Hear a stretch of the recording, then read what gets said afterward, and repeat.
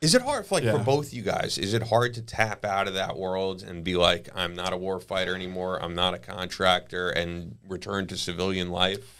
It is. I think that's the biggest problem with the veteran community is that repurposing portion. You know, you can call it transition, and I guess it is part of that. But, you know, I think when you feel your purpose, you know, is so impactful for so long, and then you get out, and now you're, you know, a car salesman, that is a huge mental hurdle to get over.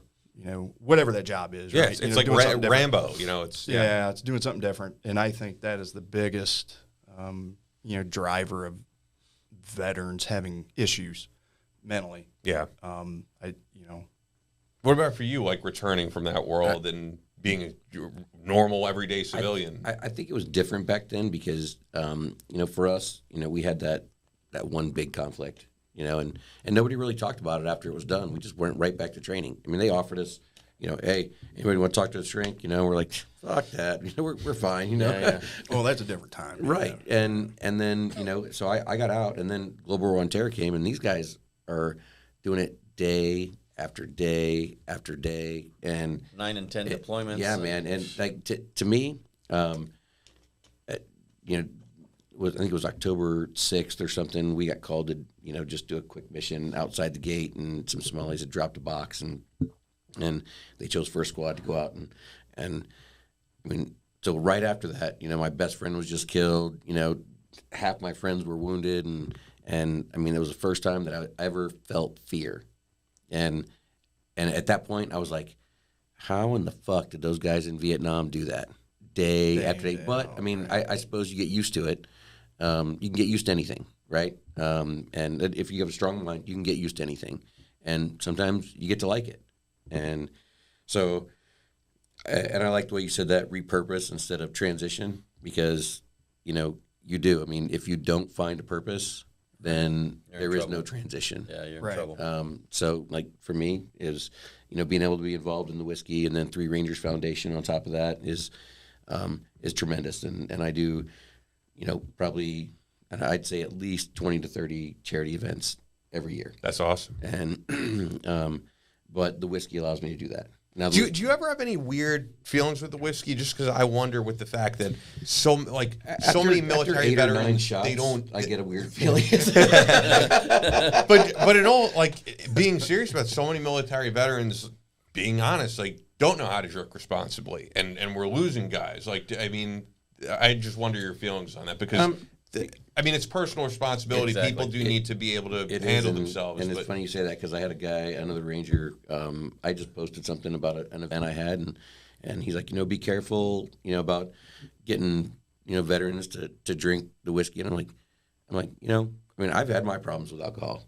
I mean, I didn't drink, like, even through high school. As President said, I was pretty much a DD until after Somalia, and then me and vodka had a love affair. When I was instructing at Ranger School, I had alcohol poisoning 3 times in 3 months. Damn. Jeez. Yeah. That's impressive. It is not impressive. Even I'm telling you. So I've always been one that I can quit. So if I know I'm addicted to it, I can quit it. You know, I quit caffeine in January, and that sucked.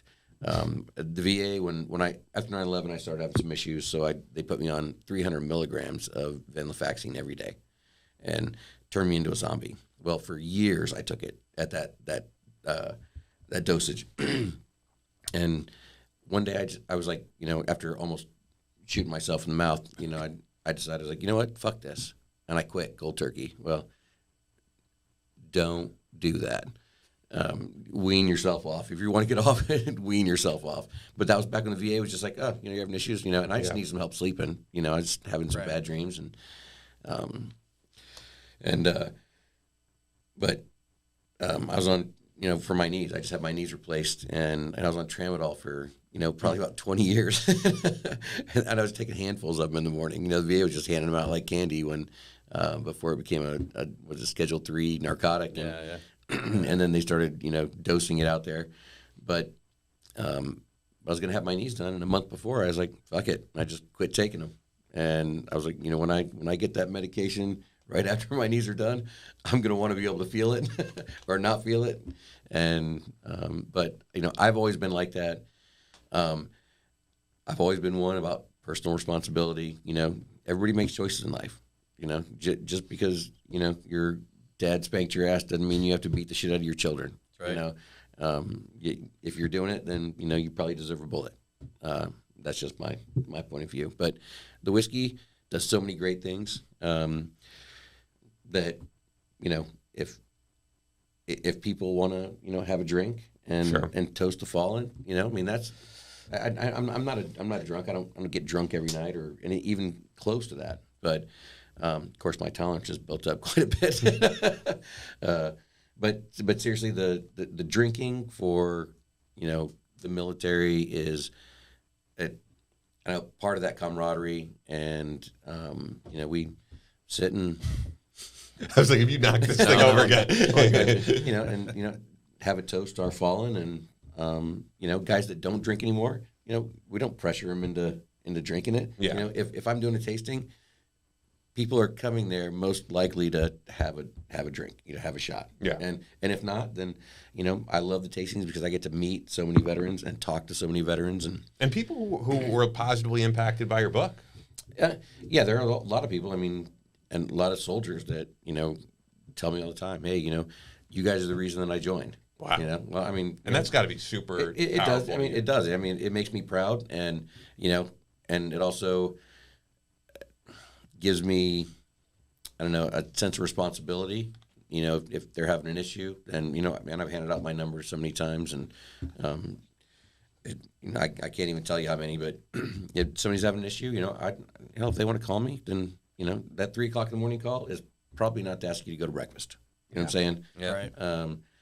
So those are important. And, Three Rangers Foundation, Forgotten Coast Canine, another great organization that I'm part of, is they do service dogs for veterans. You have a service dog? Or? No, Okay. no, I have a 150-pound Doberman, and he won't let a butterfly fly in my yard, so I can't have another dog.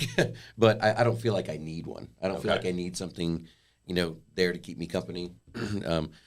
The voices in my wife's head keep me company. Sorry, Rach. But yeah, that was, look, I think for one, all of that is powerful. That is awesome that you guys are giving back to the community. And it's just great seeing all these people at SHOT Show. I think every year, the camaraderie, as you said, even for non-veterans and civilians alike, it's like every year we come together at this event and get to share this experience. Yeah, powerful stuff. Yeah.